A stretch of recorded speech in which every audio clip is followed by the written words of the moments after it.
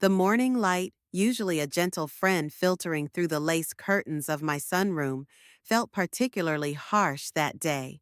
It glinted off the pristine, untouched stroller in the corner, a symbol of the life that had been unceremoniously dropped into my lap. I, Evelyn, a vibrant 55-year-old retired librarian, had envisioned my golden years quite differently. Quiet mornings with a cup of Earl Grey and a good book. Afternoon strolls through my meticulously tended rose garden. Perhaps a pottery class. Finally indulging the artistic itch I'd suppressed for decades. Instead, my reality was a symphony of gurgles, coos, and the sudden ear-splitting wail of an infant. Lily, my granddaughter, was only a few months old, a tiny, demanding bundle of life. She was utterly innocent, utterly helpless, and utterly my responsibility. It had started subtly, as these things often do. My daughter Chloe, a driven social media influencer whose life revolved around perfectly curated aesthetics and strategic brand partnerships, had given birth to Lily with a flourish of perfectly filtered maternity photos. For the first few weeks, the veneer of motherhood held. There were adorable baby outfits, sponsored nursery tours, and captions about embracing the journey.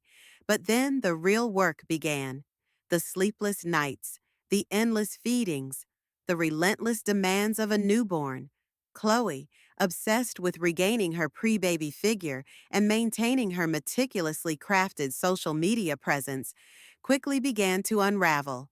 Her brand, as she so frequently reminded everyone, was about flawless beauty, relentless positivity, and aspirational perfection. Motherhood, in its raw, messy, beautiful truth, didn't fit that narrative. I remember the day it truly began. Lily was perhaps 6 weeks old. Chloe arrived at my quiet American suburb home, unannounced, Lily strapped into her car seat, a designer diaper bag slung over her shoulder. She looked frazzled, a rare crack in her carefully constructed composure. "Mom," she'd said, her voice thin, her eyes darting around my serene living room as if looking for an escape route. I just, I can't. Not right now. My body's just not bouncing back, you know? And I have these brand deals, this fitness retreat coming up. My followers expect me to be me, not this. She gestured vaguely at her postpartum figure, which, to my eyes, looked perfectly healthy and beautiful. This, of course, meant motherhood, the responsibility, the commitment, the undeniable truth that a tiny human relied on her for everything. I, ever the doting grandmother, felt a pang of sympathy. Motherhood is hard, I knew that. I'd raised Chloe after all, so I offered to help. "Of course, darling," I'd said, reaching for Lily, whose tiny hand immediately curled around my finger. "Just for a few days, while you get back on your feet." A few days turned into a week turned into two, and then, one afternoon, Chloe had dropped the bombshell. "Mom, I've signed up for a 6-month intensive fitness program, and I'm launching my new post-baby glow-up series. I just, I can't risk my brand by being a full-time mother right now. Not with all this on my plate. It's too much for my mental well-being." And just like that, Lily was mine. Dropped off with a vague promise of visiting when I can, and a hefty supply of organic baby food. My peaceful retirement, my golden years, had been abruptly hijacked. Initially, I embraced it. Lily was a joy. Her tiny smiles, the way she clutched my finger, the pure, unconditional love radiating from her small form, it melted my heart. I rediscovered the quiet rhythms of babyhood, the lullabies, the gentle rocking. I, Evelyn, the doting grandmother, obliged, believing I was truly helping my daughter navigate a challenging phase. But the burden quickly became overwhelming. Chloe's visits were infrequent, often fleeting photo opportunities for her social media, complete with captions about multitasking mom life. She'd breeze in, coo at Lily for precisely the right angle, then disappear to her gym, her beauty appointments, her carefully curated online world. My son in law, Mark, a pleasant but equally disengaged man absorbed in his tech startup, offered little more than financial support and occasional awkward attempts to entertain Lily with a rattle for 5 minutes before retreating to his home office. I was the sole caregiver. The sleepless nights piled up, the early morning wake-ups blurred into the late-night feedings. My meticulously tended garden withered. My books remained unread. The pottery wheel gathered dust. My bones, once spry, ached with perpetual fatigue. My 55 years, once a badge of quiet wisdom, suddenly felt like a heavy weight. The turning point wasn't a sudden explosion, but a slow, simmering resentment that boiled over on a particularly brutal morning. Lily had been battling a nasty cold for days, her tiny coughs tearing at my heart. Last night had been the worst. She had woken up crying almost every hour, her little body hot with fever. I had walked the floors with her for what felt like an eternity, singing lullabies, rocking her, changing endless diapers. My eyes burned, gritty and red. My head throbbed. I had clocked 7 consecutive hours of interrupted, anxious care. Exhausted, with aching bones and bleary eyes, I finally managed to get Lily to sleep just before dawn. I stumbled into the kitchen, desperate for a cup of strong coffee, my every movement an effort. The aroma of brewing coffee was the only thing keeping me upright. The back door opened, and Chloe breezed in, radiating the glow of a fresh workout. Her hair was perfectly slicked back, her designer activewear pristine. She hummed a pop song, heading straight for the fridge. My heart, still thrumming with Lily's frantic cries from hours before, dropped with a dull thud. She looked refreshed, energized, utterly oblivious to my silent ordeal. She opened the fridge, peered inside, and then, slowly, turned to face me. Her perfectly manicured eyebrow arched. Her bright social media-ready smile faltered, replaced by a look of irritation. "Mom," she said, her voice laced with a whine that grated on my raw nerves. "Seriously?"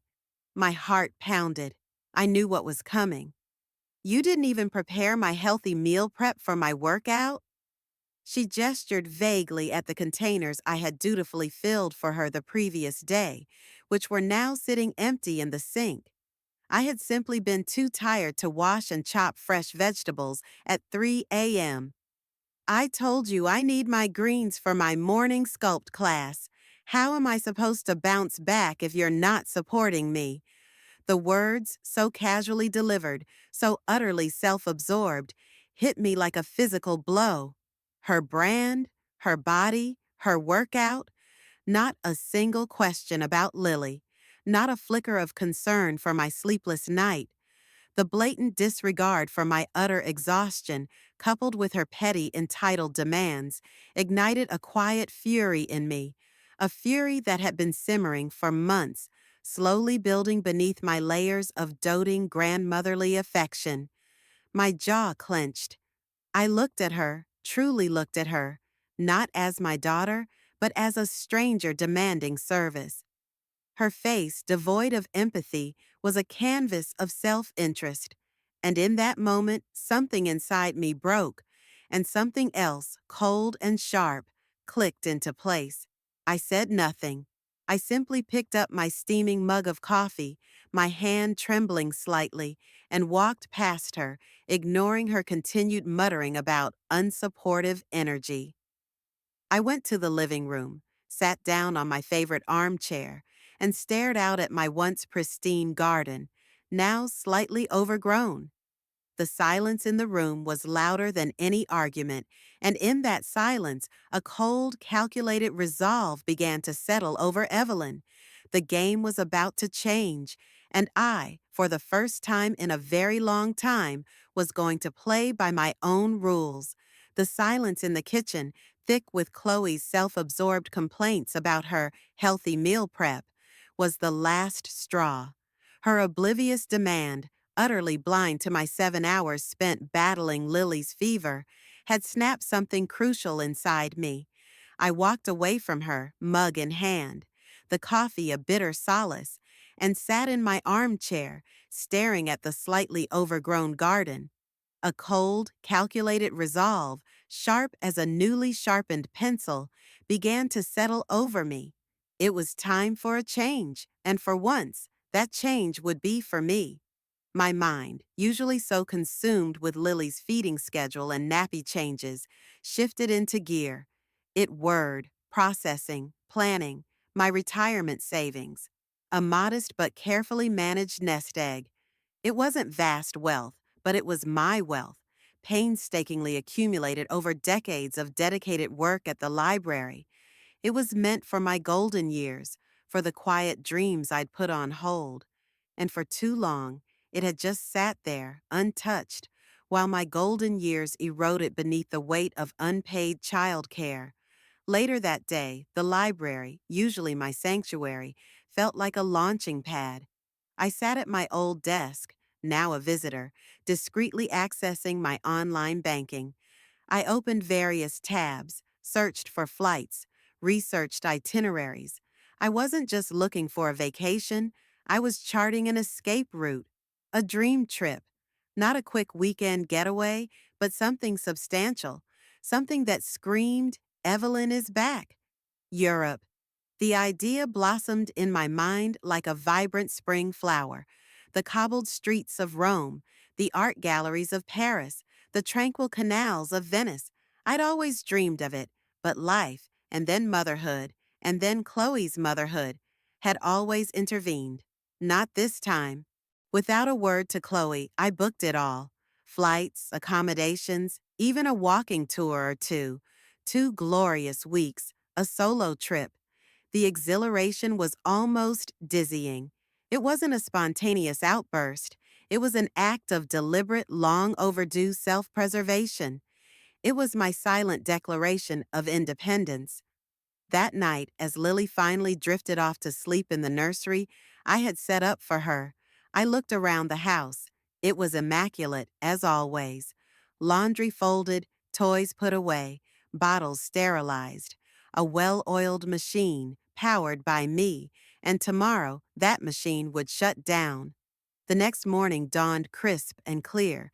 The air, usually filled with the scent of coffee and baby formula, felt different, lighter. I dressed carefully, not in my usual comfortable at-home clothes, but in a smart, sensible travel outfit. I packed a small suitcase just for me. No baby gear, no endless changes of clothes for a perpetually spitting up infant. Just my own things. The sheer lightness of the bag was a revelation. Chloe arrived early, as usual, her activewear pristine, her face radiating the familiar glow of self-importance. She carried her gym bag, smelling faintly of expensive perfume and righteous ambition, ready for her early morning spin class. Mark, my son-in-law, a pleasant but ultimately useless presence, followed behind, already glued to his phone. Lily, thankfully, was still asleep in her crib. I had fed her, changed her, and left a small, neatly labeled bottle of formula and a pacifier on the bedside table. "Mom, good morning," Chloe chirped, heading straight for the fridge, already anticipating her healthy green smoothie. "Is my pre-workout mix ready?" I took a deep breath, the scent of fresh coffee filling my lungs. This was it. "Actually, Chloe," I began, my voice calm, almost unnervingly so. I held out a small, neatly packed baby bag, the one Chloe had originally dropped off weeks ago. "I won't be able to prepare your smoothie this morning, or any morning for the next 2 weeks, for that matter." Chloe froze, her hand halfway to the blender, her head slowly swiveled towards me, her perfectly made-up face contorting in confusion. "What? Why not? Where are you going?" I met her gaze, my eyes unwavering. "I'm going to Europe for 2 weeks. Solo trip." The statement hung in the air, heavy with unspoken defiance. Chloe's jaw dropped. Mark, startled by the sudden tension, finally looked up from his phone, his eyes wide. Europe? Chloe repeated, her voice a disbelieving squeak. Mom, you can't just, you can't just go. What about Lily? What about my classes? My brand? We have a whole schedule. I stepped forward, gently but firmly placing the baby bag into her bewildered hands. Lily's all yours, I stated, my voice clear and steady. I've cared for her. Now it's your turn. Chloe's face, initially stunned, morphed into a look of disbelief and then, slowly, outright anger. My turn? She shrieked, her carefully controlled composure completely shattering. Mom, you know I can't. I have commitments. My body isn't even fully recovered, and Mark has his startup. Mark, finally finding his voice, stammered, Evelyn, this isn't fair. We rely on you. We pay you. You pay me? I laughed, a short, sharp sound. You give me a small stipend that barely covers Lily's organic formula, while I dedicate my entire retirement to full-time childcare, sleepless nights, and the neglect of my own life? That's not payment, Mark. That's exploitation. But, but what are we supposed to do? Chloe stammered, holding the baby bag as if it were a ticking bomb. Her carefully constructed world, built on my silent labor, was crumbling. You're her parents, I said, my voice softening slightly, but my resolve remained steel hard. You figure it out, just like I did for you, Chloe, for 18 years, and just like millions of other parents do every single day. I picked up my small suitcase, its lightness a physical manifestation of the burden I was shedding. I walked towards the door, a sense of liberation washing over me with every step. The rising sun, once a harsh glare, now felt like a spotlight on my path to freedom. Mom, you can't leave. Chloe's voice followed me, tinged with panic, then escalating into genuine desperation. Lily needs you. I need you. I paused at the threshold, turned, and offered them a calm, almost pitying smile. No, Chloe. Lily needs her parents. And I, for the first time in a very long time, need me. Then I walked out the door. I didn't look back.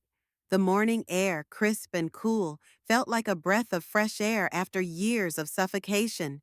The distant roar of a garbage truck, usually an irritating sound, now felt like a fanfare. My old car, faithfully waiting in the driveway, felt like a chariot. As I drove away, glancing in the rearview mirror, I saw Chloe and Mark standing on the porch, frozen. Lily's baby bag still clutched in Chloe's hands. Their faces were a mixture of shock, disbelief, and burgeoning panic. The perfect influencer and the busy tech guru, utterly adrift without their invisible support system. A wry smile touched my lips. The chickens, as they say, had come home to roost. The drive to the airport was exhilarating. I chose a playlist of old rock and roll, songs that reminded me of my younger, freer days.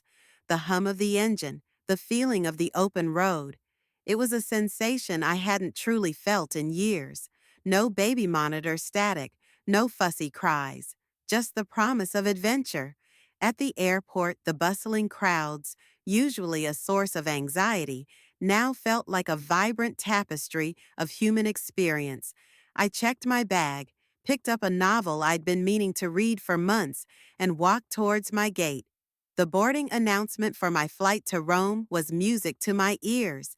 As the plane lifted off the tarmac, soaring above the familiar suburban landscape, I looked down. My house, a tiny speck below, housed a bewildered daughter and a helpless son-in-law, suddenly confronted with the realities of parenthood. The relief was immense, almost physical. For too long, I had been the invisible pillar, the unacknowledged backbone. Now they would learn what it meant to stand on their own. And I was finally, gloriously free. The golden years, long postponed, were finally beginning. and they would be entirely my own. The plane ride had been pure bliss, uninterrupted sleep, lukewarm coffee enjoyed at leisure, and the glorious anonymity of being just another passenger. Landing in Rome, the ancient city's energy wrapped around me like a warm embrace. I ate gelato, marveled at the Colosseum, got wonderfully lost in winding alleys. My phone, a device that had tethered me to endless demands for months, stayed mostly in my bag. I was Evelyn, the retired librarian, adventurer, and most importantly, I was free. That freedom, however, came with a predictable, if somewhat satisfying, consequence. 2 days into my trip, the frantic calls began. The first call came from Chloe, a barrage of hysterical sobs and complaints. I was sitting at a charming cafe in Florence, sipping an espresso, watching the bustling piazza. My phone, usually silent, vibrated insistently.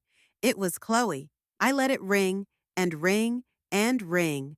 On the fifth attempt, I finally answered, my voice calm, almost detached. Mom! Oh my God, Mom! How could you? This is impossible. Chloe's voice was shrill, laced with panic and genuine exhaustion. She sounded utterly ravaged.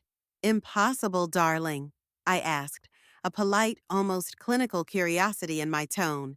What seems to be the trouble? Lily, she won't stop crying. She projectile vomited all over Mark this morning. We haven't slept in 2 days. This is insane. Her voice broke, bordering on a wail.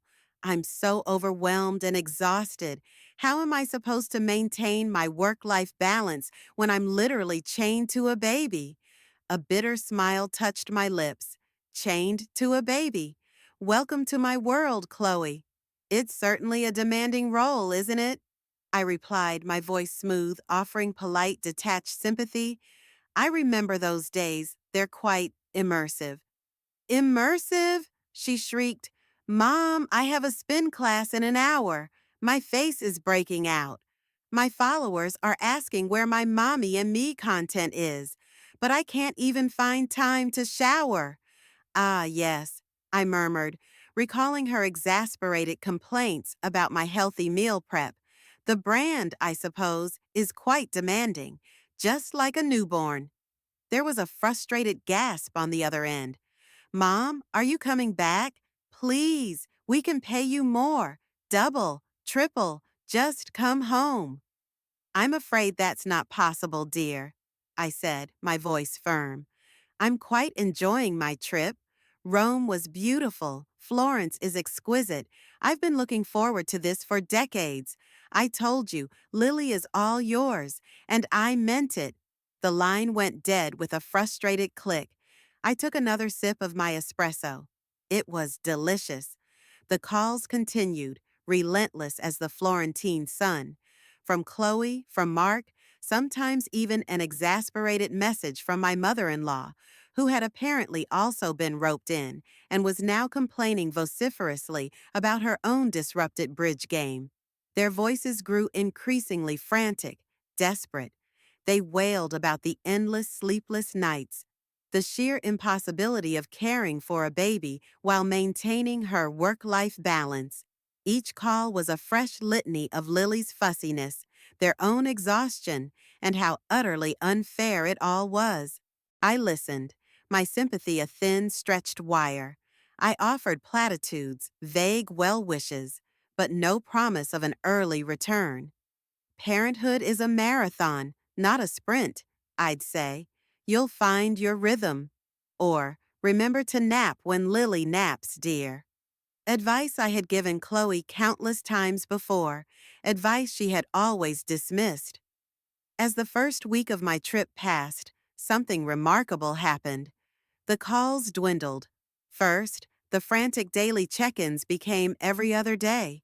Then, just a few times a week. The desperation in Chloe's voice began to mellow into a flat, weary resignation. Her tone, once demanding, became noticeably subdued. There were fewer theatrical laments, more quiet sighs. The occasional photo she'd send would show Lily looking perfectly fine, but Chloe herself looked haggard, her influencer glow replaced by genuine dark circles. Mark, in the rare moments he called, sounded less like a panicked father and more like a shell-shocked soldier. I saw ancient wonders, tasted exquisite wines, and breathed deeply of freedom. My bones still ached sometimes, but it was from long walks, not from rocking a screaming infant. My eyes were tired, but it was from poring over museum guides, not from watching a feverish baby monitor. Each day was a revelation, a reminder of the person I used to be, and the person I was reclaiming. Towards the end of the second week, the calls stopped almost entirely. A brief text from Chloe, "Lily's fine, just tired," was the last I heard. It was an unspoken admission of defeat, a concession that they were, in fact, handling it, or at least surviving it. My flight home was tinged with a complex mix of anticipation and trepidation.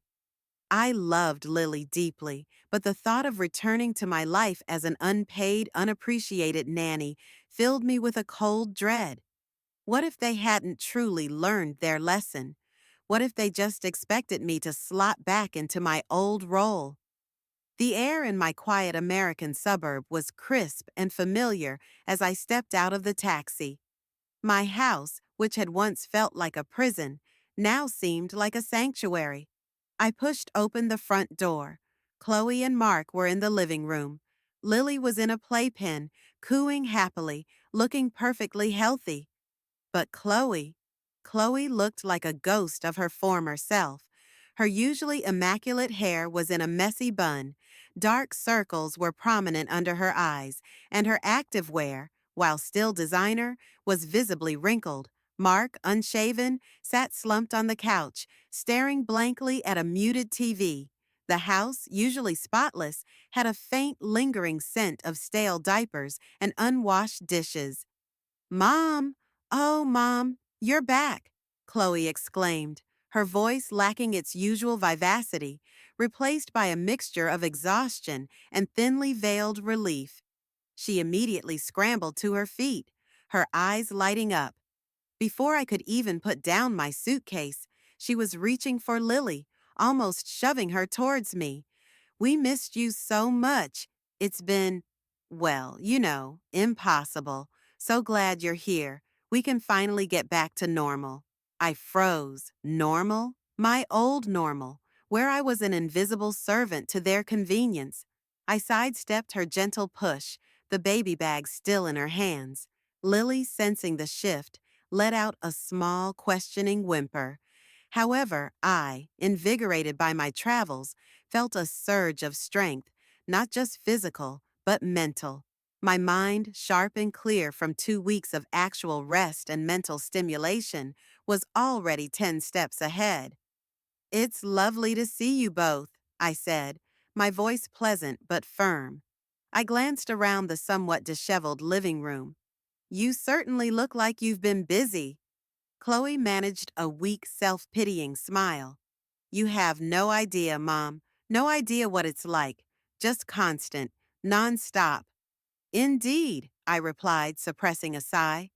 "Well, I'm glad you're getting some first-hand experience." I paused, then casually, almost brightly, dropped the bombshell. "Oh, and speaking of busy, I have some exciting news." Chloe and Mark looked at me, a glimmer of hope in their exhausted eyes. They probably thought I was announcing my permanent return to Lily duty. "I signed up for something new," I continued, reaching into my purse and pulling out a glossy brochure. "The Golden Years Ballroom Dance Club, Tuesdays and Thursdays, 2 hours each, and I finally got a spot in Mrs. Henderson's advanced bridge group on Wednesdays. My schedule is going to be quite full."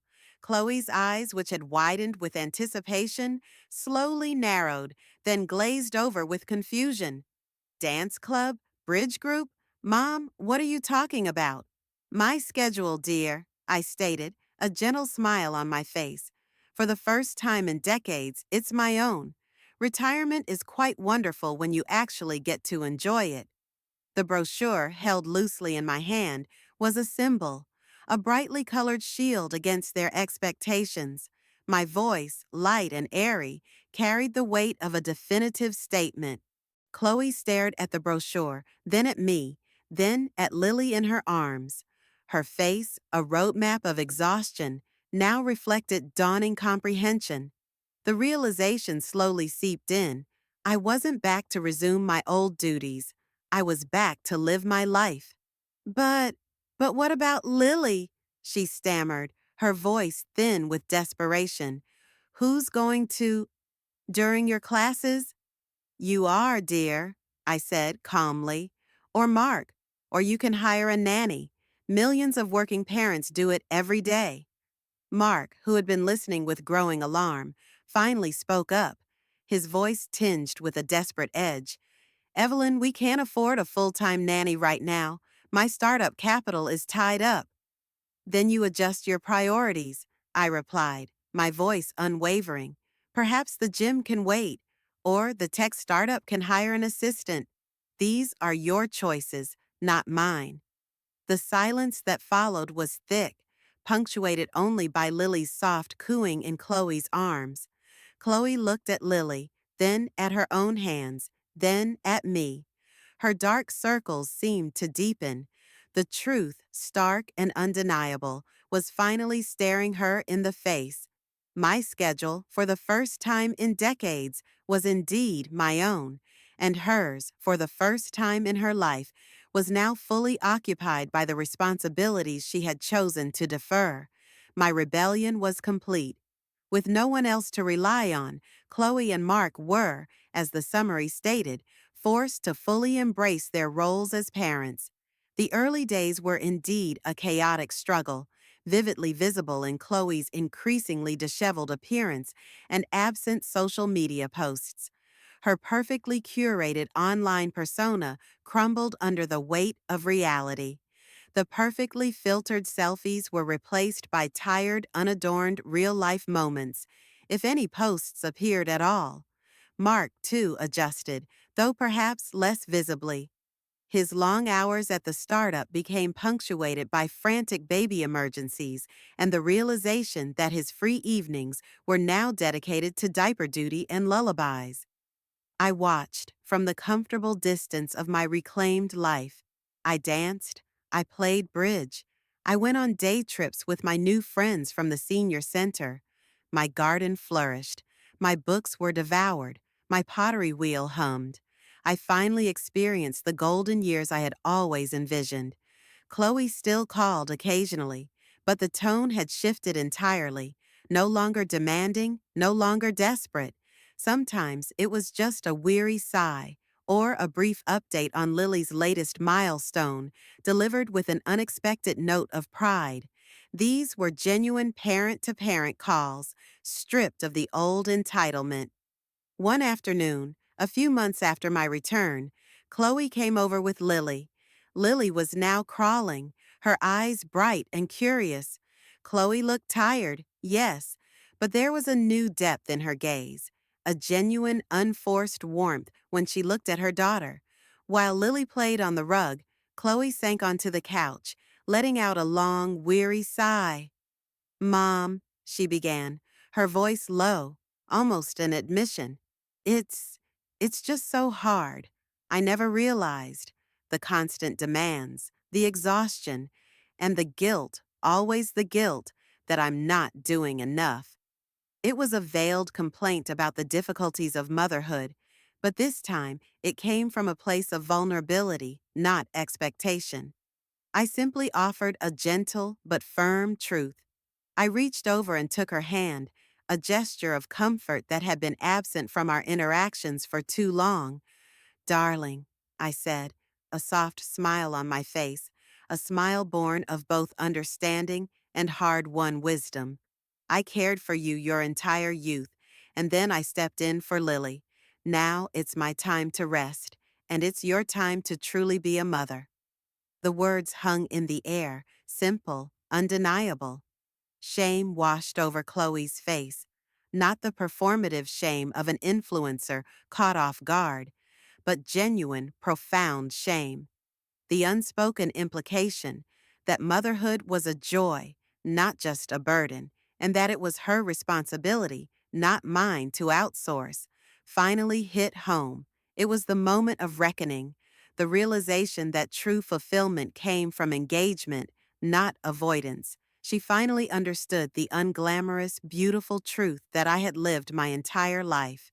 From that day forward, Chloe, though still occasionally stressed and undoubtedly still pursuing her career, stopped asking for help and began to truly parent Lily, learning the profound, messy beauty of it on her own terms. Her social media posts slowly shifted, incorporating more authentic moments of motherhood, less filtered, more real. Her brand evolved, no longer just about perfection, but about the genuine, imperfect journey of life. Mark, too, stepped up, becoming a more engaged father, sharing the load. They were learning, growing, and finally building their own family life, brick by loving brick. And so, the story of Evelyn, the retired librarian who reclaimed her golden years and sparked a quiet revolution, comes to a close.